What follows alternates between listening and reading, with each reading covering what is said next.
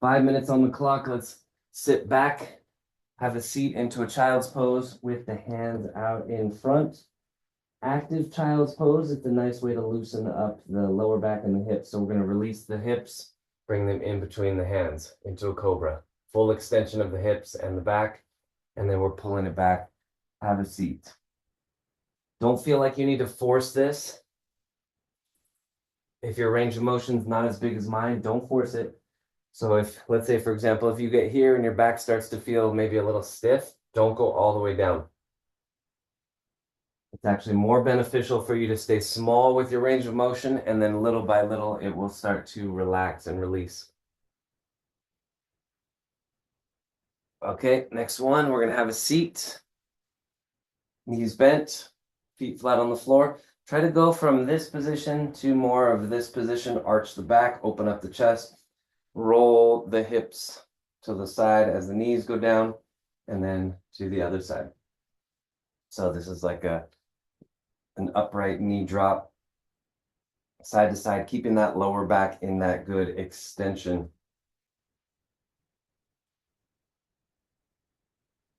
Now we're going to work back toward the hips. In 10 seconds, we're going to lie down on our backs. Get that good stretch here, left, right, open up that chest. All right, down on our backs, one knee bent, one leg straight. We're going up and down here. Lift that leg as far as you're able to, flexibility-wise. Don't force anything, just come up to the point where you feel a nice stretch. And same thing, you might only be able to go here, that's okay. We got 10 more seconds, and then we're going to switch to the other leg.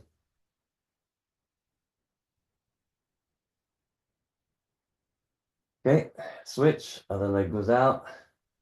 We're coming up and down.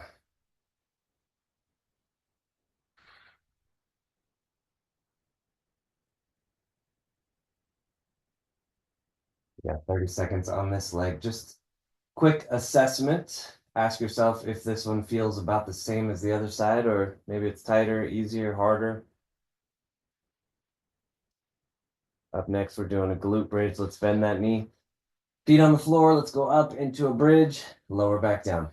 We're going to go 30 seconds up and down.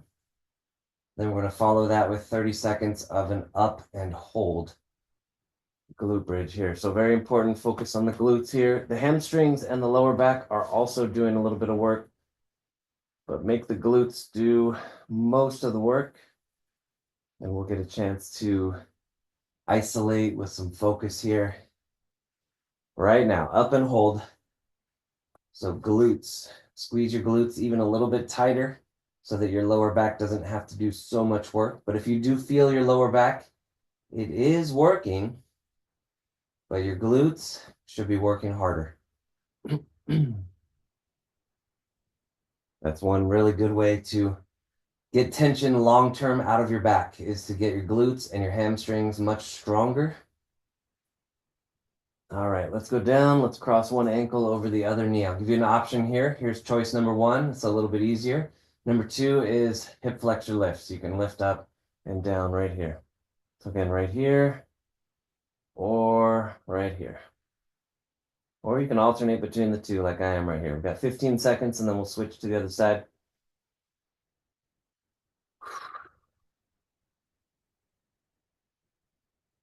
This one should feel really good. Open everything up. Good stretch. All right, switch to the other leg. And again, level one right here, flappers is what it's called, or you can go up and down with the hip flexor lift. Really focusing on the muscle in the front of the hip.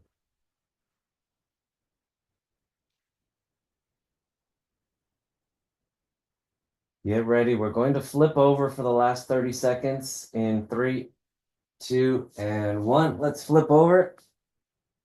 Hands down by our side, palms facing up. Let's squeeze the shoulder blades together, lift up the hands, lower back down.